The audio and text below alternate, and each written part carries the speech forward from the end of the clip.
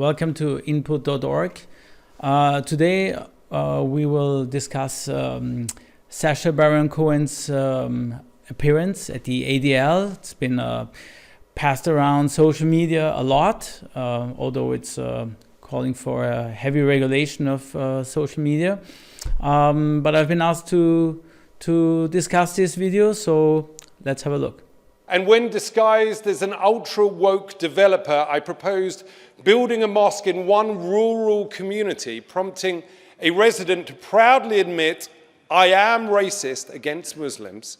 It showed the growing acceptance of Islamophobia. So Sacha Baron Cohen starts off his speech with one example. And I'm going to go through the video with a couple of takes chronologically. So that's just one of the first things he mentions. And it's from the Who is America series. And he mentions this episode that he made when he proposed in a very small town, Kingman, in the States. 28,000 people live in this place. That he's going to build a $350 million mosque financed by the Saudis, which is going to, be great for the local economy. And this was a town hall meeting, maybe 50, 60 people attended. Well, I looked it up. It's supposed to be the largest mosque outside the Middle East. Currently, the largest mosque outside of the Middle East is in India, and it has 350,000. It has a capacity of 350,000 people.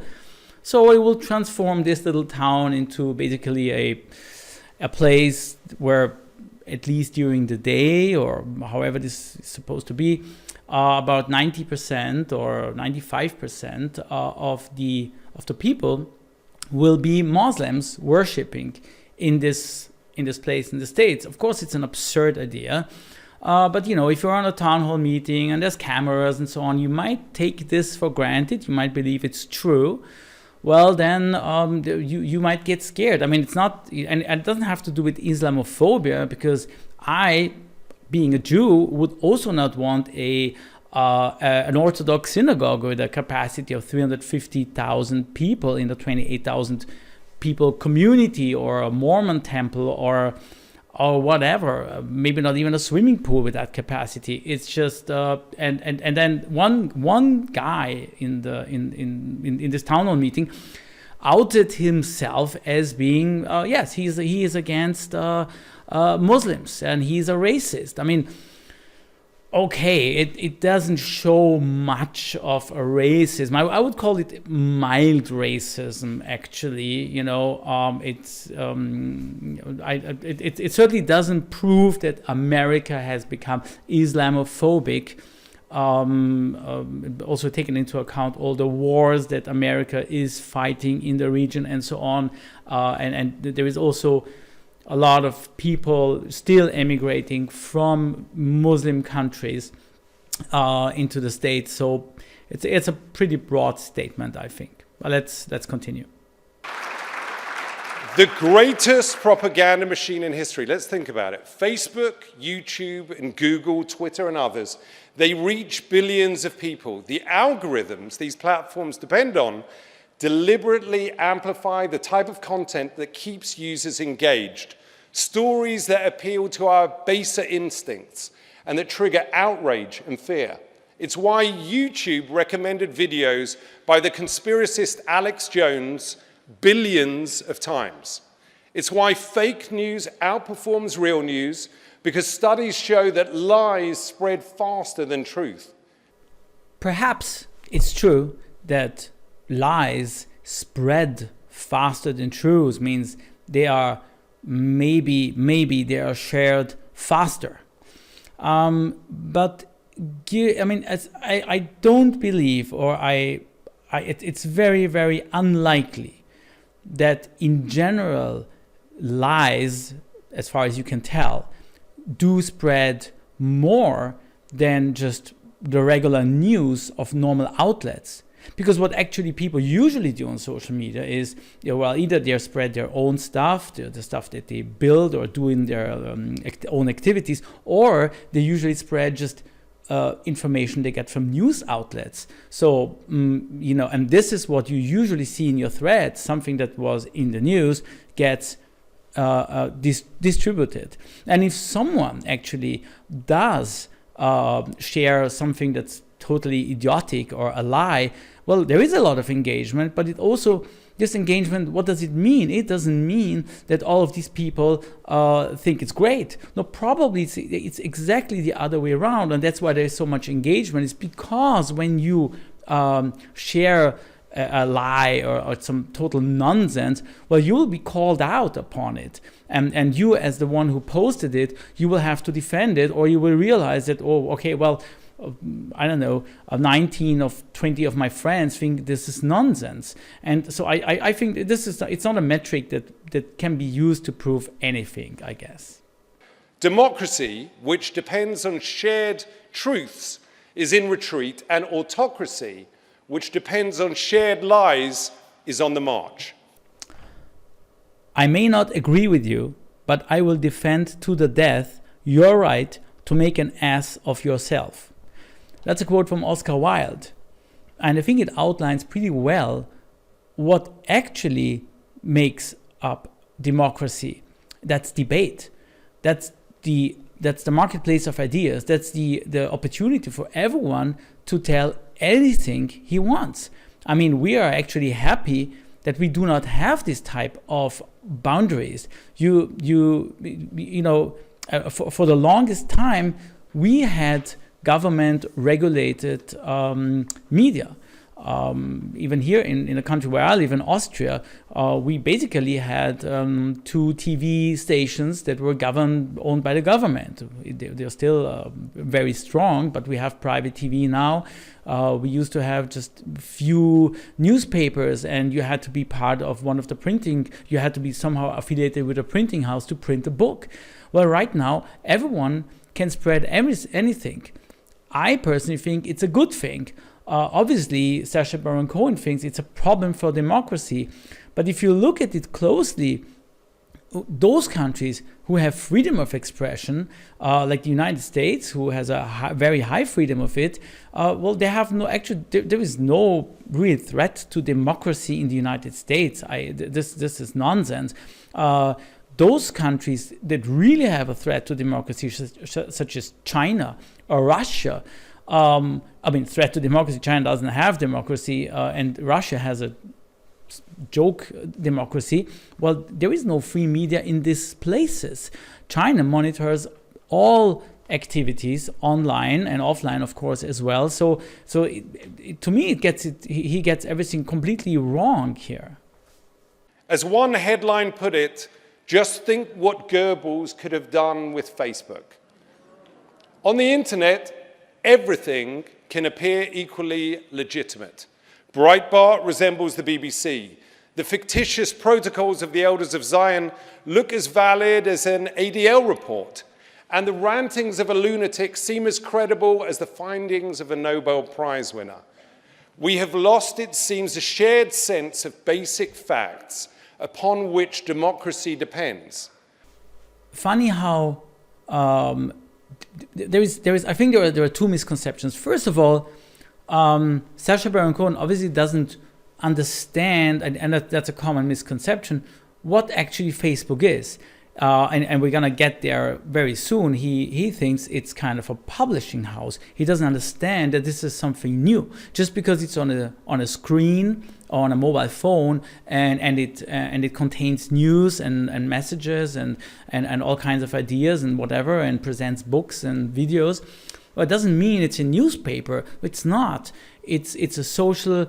This is a social network. So he's confused there. The other thing is about the idea that conspiracy theories are somehow now,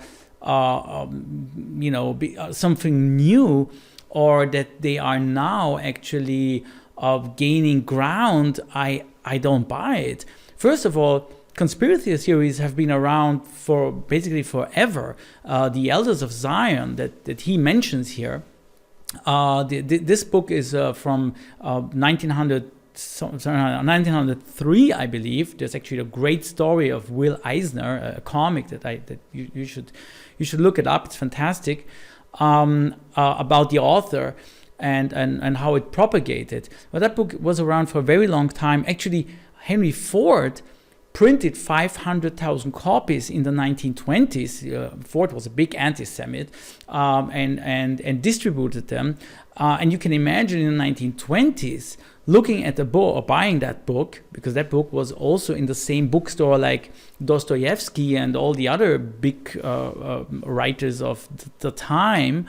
So you would have taken that for granted even more than something that would have been probably contested today. I mean, if you would go ahead and search about the Elders of Zion, you would be presented lots of different content, most of it telling you that this is nonsense, that it's a conspiracy theory.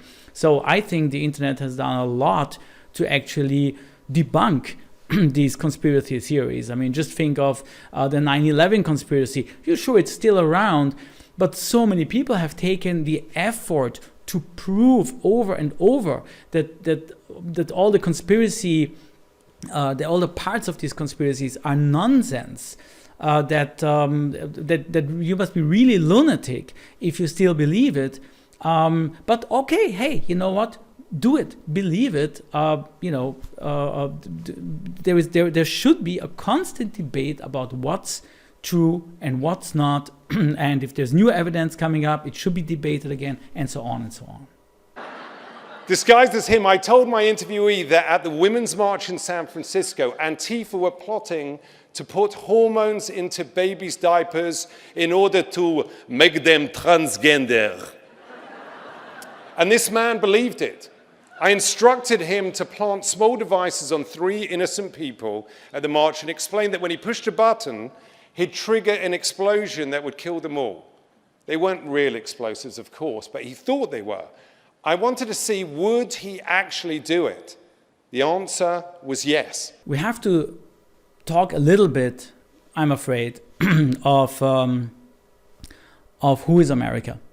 It's been mentioned now 2 or 3, 4 times in this speech, and I think it's important.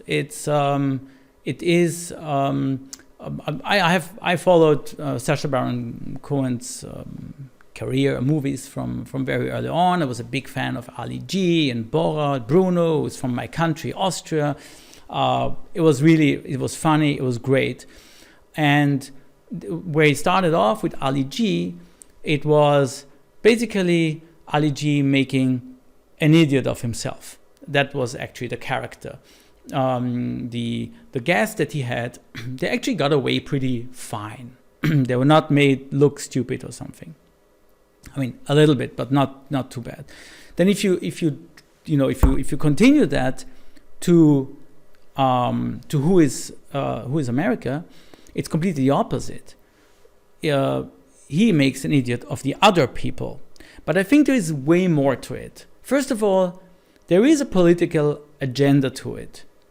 Of the 20 people, 21 or 20 people, I believe, 20 people that actually were in the program, one didn't appear, that's Sarah Palin, I believe. There was no release for her video, as far as I know.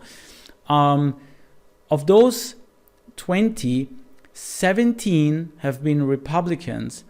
One was a Democrat, but he was on a Democratic seat, but somehow he is also a Republican. And from the 2 Democrats left, one was Bernie Sanders. And if you look at the episode with Bernie Sanders, again, he's falling back to basically the Ali G stuff, where he makes an idiot of himself, and Bernie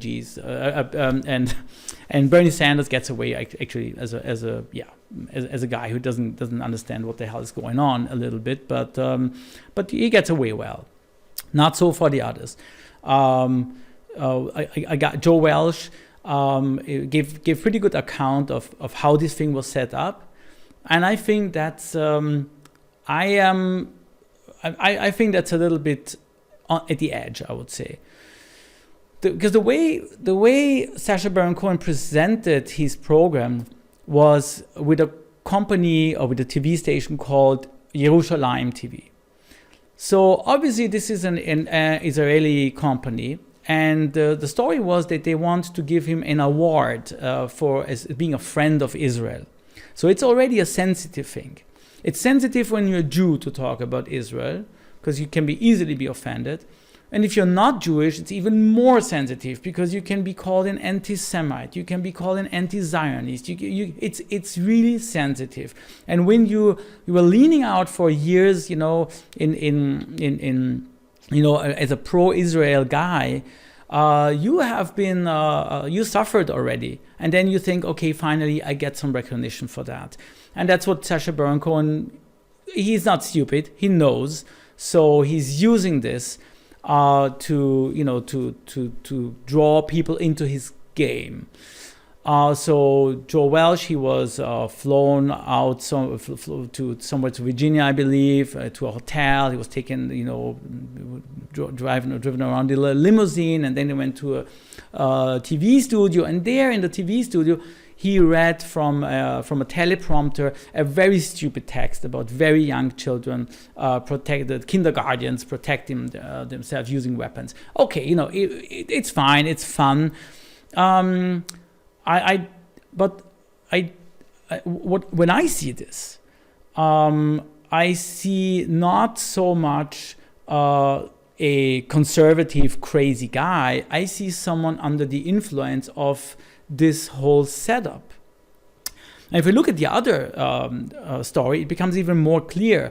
Here there are some, not too bright dudes, I would say, that have been made believe, this crazy story about transsexuals and the hormones. It's a crazy story, and then they were shown an iPad, and by clicking on the iPad, they kill these people. That reminds me the Milgram experiment, and I think that's what's at work here. It's not that these people might be nationalist or whatever, and fine, but the point is, and Stanley Milgram, another Jew, also with a Holocaust story, he wanted to find out how was it possible that so many people were drawn in to be to actively help in this Holocaust, in this machinery of the Nazis. And his research, and it was kind of spot on, was that authorities work in an amazing way. So in his test, actually, an authority made people punish people in an interrogation with electricity as high as to kill them. And these were perfectly normal people. These were not people, they were not Nazis, they were not crazy, it was perfectly normal people. They were instructed to do so, and that's why they did so. And I think Sacha Baron Cohen knows very well. And if you want to have more, if you find this kind of stuff in entertainment interesting, then you should have a look at Darren Brown. Darren Brown, this is a great guy. He is using the same techniques. He's a mentalist and a magician from London. He understands this technology. He understands the way it works. He explains how these things work, and he would make people do amazing stuff, killing people, robbing a bank, killing kittens that they just find lovely before.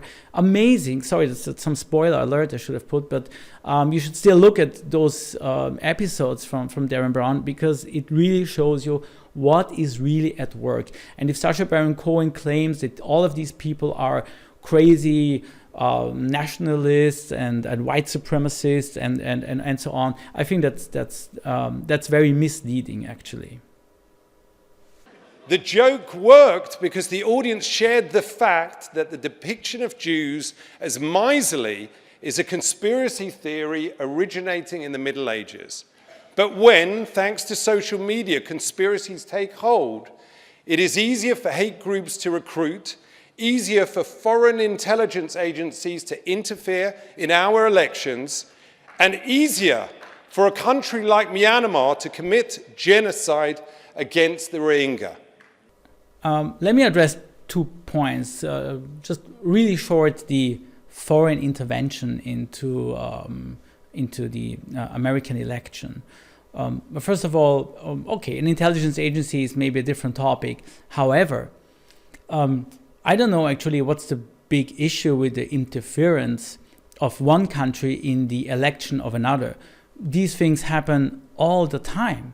I mean, the United States obviously interfere with elections around the world all the time. The timing of tariffs, the timing of accepting Jerusalem as the capital of Israel, or better said, to move the embassy, or to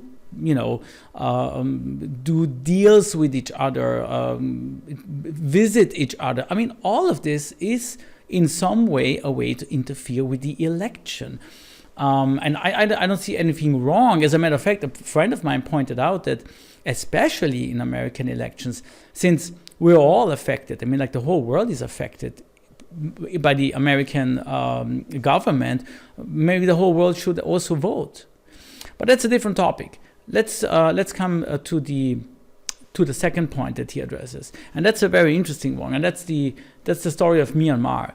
I mean, I think without doubt, I mean, Facebook has not acted in the best way here. I think this is no doubt about it.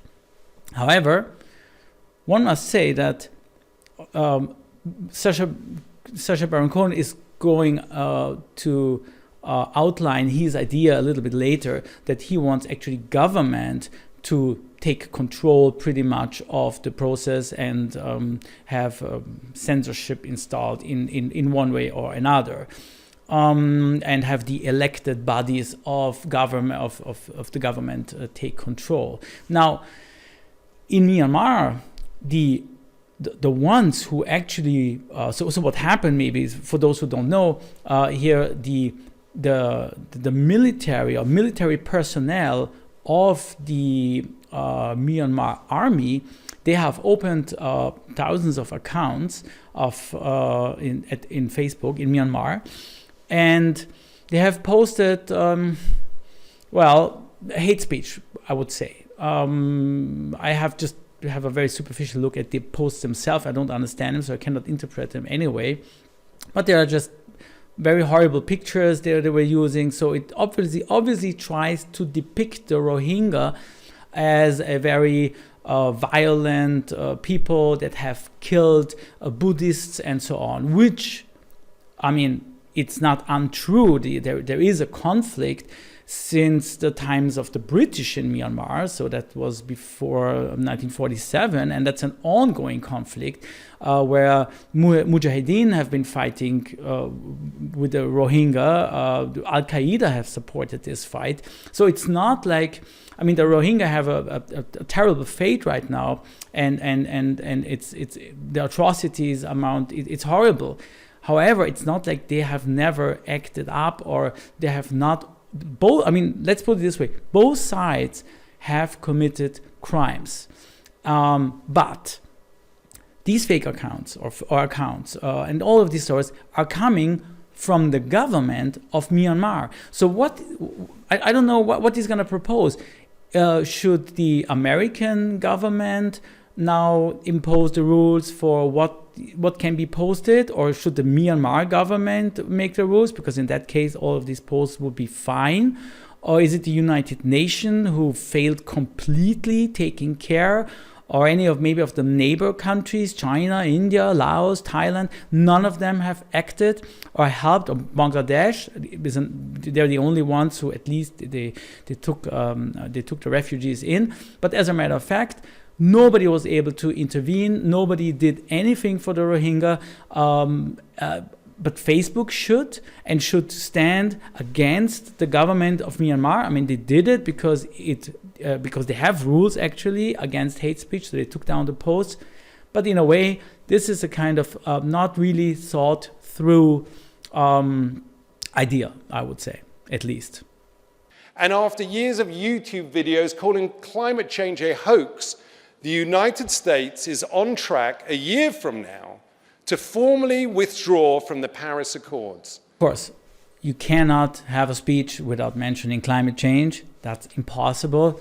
Well, you can think of climate change however you want. I mean, according to me, not according to Sacha Baron Cohen. There it's clear you have to believe, or whatever means believe here. Let's leave this aside now. The Paris Accord, and I urge really everyone to look at it, not because it's so interesting, because it's so funny. The Paris Accord is actually a collection of paperwork that's been uploaded to a server, where every country makes kind of a pledge or presents its idea of what it's going to probably or maybe do to tackle climate change. And the point is that the United States, along with some other, let's say, more developed countries, they really have to stand up to what they do. And actually, the United States are doing it anyway, even without the Paris Climate Accord. But most of the other countries, they don't have to. And in the first, I really urge you to download those documents. Most of them are very short, 3, 4, 5 pages long. But you don't have any plans to curb CO2 emissions anyway. Countries like Bahrain or Kuwait or Pakistan, they just, it just says, well, basically we're not going to do anything. So there's no point. It's not a document that everyone signed. This is not the way it worked. This is just really every country has its individual plan. So, again, it's something to discuss. But Sacha Baron Cohen, again, divides the world into the good and the bad. But that's not how things work. Second, Mark Zuckerberg claimed that new limits on what's posted on social media would be to pull back on free expression. This is utter nonsense. The First Amendment says that, and I quote, "Congress shall make no law abridging freedom of speech." However, this does not apply to private businesses like Facebook. We're not asking these companies to determine the boundaries of free speech across society. We just want them to be responsible on their platforms. This is ideological imperialism. 6 unelected individuals in Silicon Valley imposing their vision on the rest of the world, unaccountable to any government and acting like they're above the reach of law. Instead of letting the Silicon Six decide the fate of the world, let our elected representatives, voted for by the people of every democracy in the world, have at least some say. Well, now it gets a little bit confusing for me. I'm not sure what he's actually advocating for. Should now actually Facebook themselves self-govern themselves in which way they want to censor posts, or should the government take control and tell them how to do it? It's very unclear. I don't know what to make out of it, but he reads from the First Amendment, and that's actually very clear. So if Congress should not impose, well, then it cannot impose it to Facebook. And if it cannot impose it to Facebook, then Facebook is not obliged to curb any form of free speech on their platform. So I don't know. Let's see where this goes.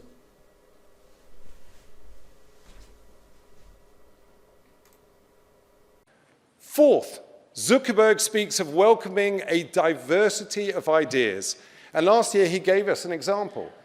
He said that he found posts denying the Holocaust deeply offensive, but he didn't think Facebook should take them down because I think there are things that different people get wrong. Facts do exist. And if these internet companies really want to make a difference, they should hire enough monitors to actually monitor. Work closely with groups like the ADL and the NAACP, insist on facts, and purge these lies and conspiracies from their platforms. So there's 2 topics here. One is the denial of the Holocaust. Well, I certainly don't have the feeling that there is a broad denial of the Holocaust. There might be over time now, and it's a natural thing, somehow a new generation and just time-wise the Holocaust just drifts more and more into the past. The last people that have been in the Holocaust are dying out, as a matter of fact, and it will at some point not be not so present anymore for us. And we hope that we will not need to find some new event to promote freedom, actually, and to stop racism and bigotry. But this is just a fact, and to police people that deny the Holocaust, we actually do it here in Austria and also in Germany. It didn't change much, actually. I don't believe there's more Holocaust deniers now in the States over this period of time than here in Austria. Actually, I think in Austria it's pretty much done. I mean, there's hardly anyone who denies the Holocaust, and if they're really very far away. And even if, and I had personal experiences with people denying the Holocaust, then I would still be able to talk to them because it doesn't have to mean still that they are just plain Nazis. They can just be uneducated, which or they just, or it's so horrible to them that they cannot believe it and they just think, probably it's not true. And I personally had a good friend who didn't believe in the Holocaust, and after talking and after leading him to the right sites and informing himself, of course he said he changed his mind, and we're best friends now. So it's really it's not as easy again. The other thing is, police every post. Well, there was recently a study done in China. China is using roughly about, they have 350,000 people really employed to police their internet. And then they have probably up to 1 million people from the Communistic Party on top, plus all the people within the companies. So any company that releases posts that is again policing what they are posting. Well, that's a police state. That's a different internet that we would create if we do that. And also, again, how do you make the differentiation between truth and lie? I mean, it's not easy. It's easy for maybe some scientific areas, but if it gets complex, it is complex and it's not possible. And then if you start to have one truth, well, then here you go. Then you have fascism. But if you pay them, Facebook will run any political ad you want, even if it's a lie.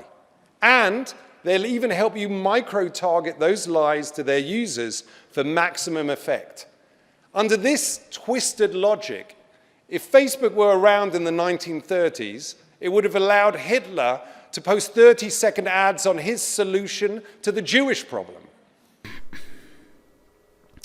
Okay, well, another argument around the Holocaust.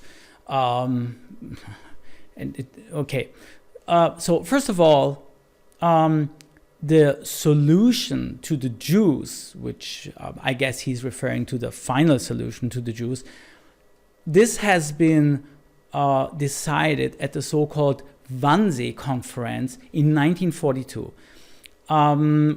Of course, there have been atrocities against Jews before that, and the planning probably has begun earlier, maybe 1940, 41, but it was in 1942 that this decision was taken.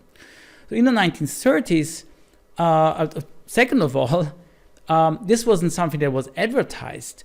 Not that it was a total secret. People knew or suspected at least what was going on with the Jews since they all vanished.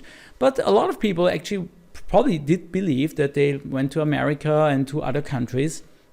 There was no free press at the time, so you couldn't know what was really going on. but it was certainly not something that the NSDAP would have advertised. And number three, well, yes, as a matter of fact, in the 1930s, when this would have been a normal vote, a normal election, yes, Hitler should have been able to advertise his ideas, such as everyone else. But unfortunately, the Nazis decided to install a propaganda ministerium, and they controlled the flow of paper, they controlled the flow of information, they didn't allow anything that was not part of their propaganda. So they made a differentiation between truth and lies, and we know how this ended up. And nothing generates more engagement than lies, fear, and outrage. So it's time to finally call these companies what they really are, the largest publishers in history. So here's an idea for them. Abide by basic standards and practices, just like newspapers, magazines, and TV news do every day. By now, it's pretty clear they cannot be trusted to regulate themselves. As with the Industrial Revolution, it's time for regulation and legislation to curb the greed of these high-tech robber barons.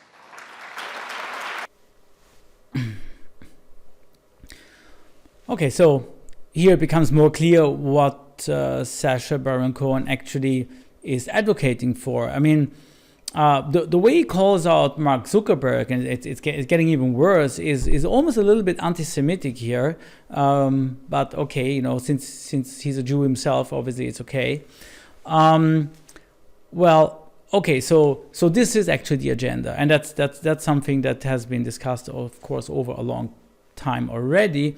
The social networks have a different rule than publishers. A publisher is essentially responsible for the articles he produces. So if you take, let's say, whatever, the Washington Post, they have staff of a couple of hundred people around the world.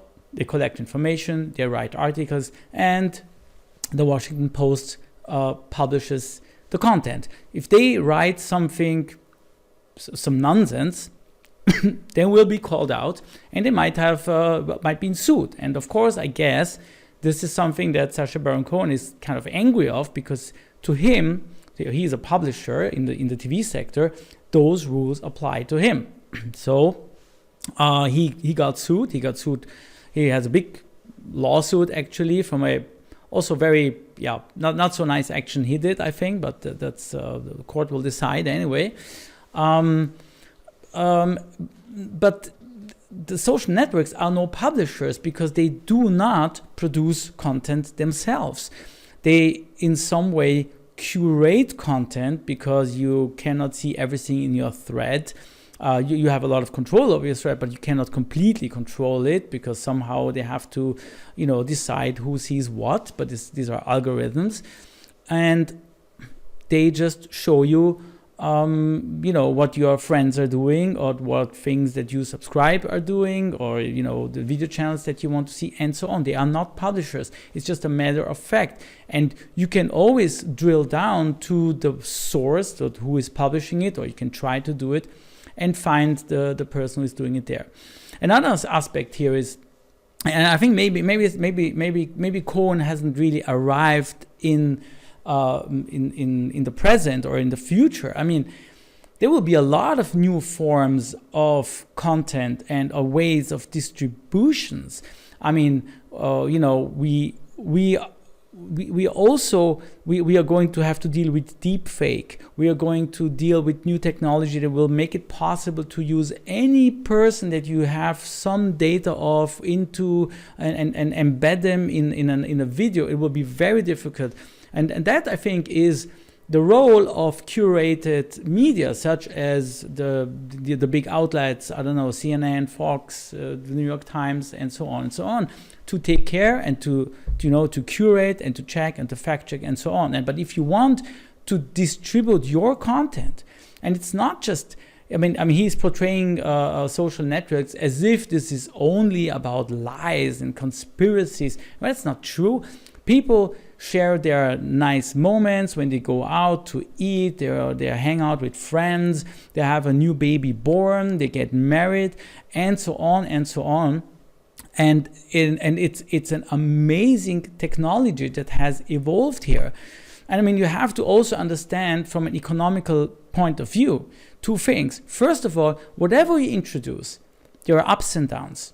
I mean, there's no way to introduce anything without downsides. The cars are a fantastic thing, fantastic. People love cars. It's great. You can drive around. You can transport stuff. You can save thousands of millions of lives. But some people die in cars. Well, you can try to make that better, but it's not gonna go away. And any other technology has the same problem. Not just weapons, but even solar cells. People fall from the roof installing them. So there's always a downside. And then if you start to police all of this and to restrict it, first of all, you're going to increase transaction cost. If you employ 100, 200, 300,000 people checking every post, if it's correct, if it doesn't involve hate speech, well, the costs are going up. And then, or if you police, or if you just have stricter rules, fine.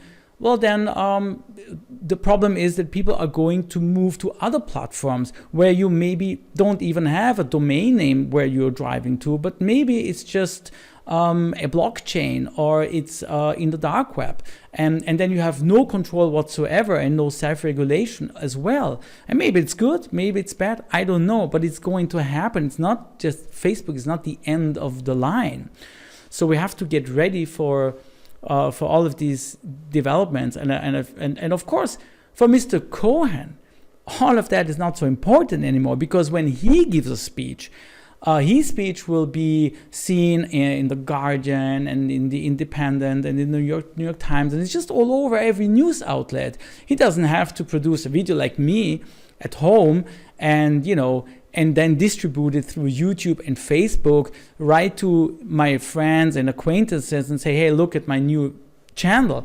No, he's past that, and it's great that he did it, but there's a lot of people who still want to get their message out, and they do it through social networks. And as soon as it's a publisher, this would be at least over on these platforms. Of course not. The shooter who massacred Muslims in New Zealand live streamed his atrocity on Facebook, where it then spread across the internet and was viewed likely millions of times. It was a snuff film brought to you by social media. Why can't we have more of a delay so that this trauma-inducing filth can be caught and stopped before it's posted in the first place? This is certainly an extreme form of using a platform like Facebook. There's no doubt about it. If it would be my platform, I would try everything to ban it from my platform. No doubt about it. I don't want to get people to engage with this type of content. Especially not, maybe minors, or maybe if you're not prepared to see that. However, there is no principle that tells us not to watch this type of content. I mean, honestly, I did watch this video, and a lot of my friends also watched it. We didn't watch it for fun, and I watched it to see, because I'm interested, I'm curious, and people are curious. And there is an audience for it, and there is interest in it, and I'm not sure who should be in charge to tell another person not to watch it. Also, I mean, it's somehow it seems like a double standard here. I mean, when the Americans liberated Auschwitz, to come back to the topic again, well, they made as much picture and movies as possible at the time because they knew it's going to be very important to document what happened. And today, people drive to Auschwitz and to other concentration camps, and they look up those videos and pictures in the internet as a proof, but also to see. I mean, a lot of movies have been made also to see, okay, what happened? What was that like? And the same goes for Christchurch. Why not? Why not watch it? Life is a different question, but I don't know which principle to follow here. And maybe fines are not enough. Maybe it's time to tell Mark Zuckerberg and the CEOs of these companies, you already allowed one foreign power to interfere in our elections. You already facilitated one genocide in Myanmar. Do it again and you go to jail. Yeah, so here you see Sacha Cohen is now he's putting Mark Zuckerberg down the well. Make one more mistake and we'll put you in jail. I don't think that that's a sensitive thing to ask. First of all, there's a lot of technology that's being used for anything, like phones, cars, satellites. I mean, should we put everyone in jail that is basically handling anything that has to do with a conflict in this way? Or should we, this would make it impossible for anyone to work in the first place. I mean, if you have followed the hearings, the Libra hearings, then you have a pretty good impression also about the people that Sacha Baron Cohen thinks should take control of such technologies, such as that Zuckerberg is dealing with. These people have no idea about technology. These people live basically in the early 20th century, and they should regulate this, and they should put people into jail for facilitating or just to break the boundaries of technology. I mean, we've seen things like this already, and it is already dangerous to engage in some technological areas, and I don't think it's doing well. I would think that the technological progress will fix the existing problem of fake news. It is a problem. It's challenging for us. It's been always around, maybe not as prominent as now, but technology will change it. Let's hear one last excerpt of the speech.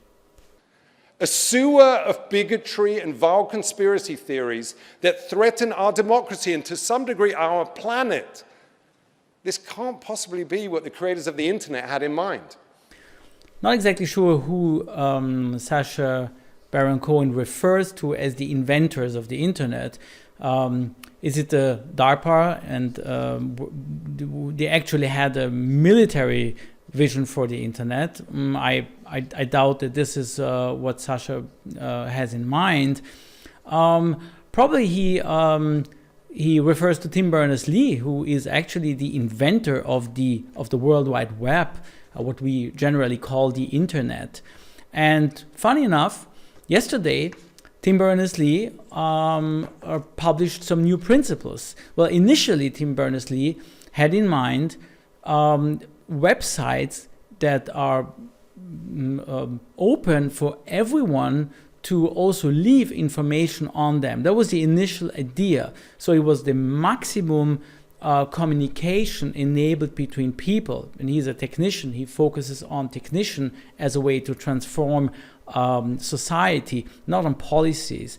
And what he published yesterday, as a matter of fact, 2 days after Sacha Baron Cohen's talk, is actually 9 principles to keep the internet, to fix the internet, actually. So for governments, the principles are: ensure everyone can connect to the internet, keep all of the internet available all of the time, respect and protect people's fundamental online privacy and rights. Companies make the internet affordable and accessible for everyone. Respect and protect people's privacy and personal data to build online trust. Develop technologies that support the best in humanity and challenge the worst. And for citizens, be creators and collaborators on the web. Build strong communities that respect civil discourse and human dignity. fight for the web. That's what he suggests to fix the internet, as he calls it. I had another thought about Sacha Baron Cohen, and that's maybe it's just a problem with his bubble. Maybe by researching this Nazis and the Holocaust deniers and white supremacists and all of that, maybe he just abused the algorithm, and he's now in a bubble, and Google and Facebook think, okay, this guy's a Nazi, so we'll supply him with that content. So I think maybe the easiest way to for Cohen to fix all of this problem is just fix your bubble, man.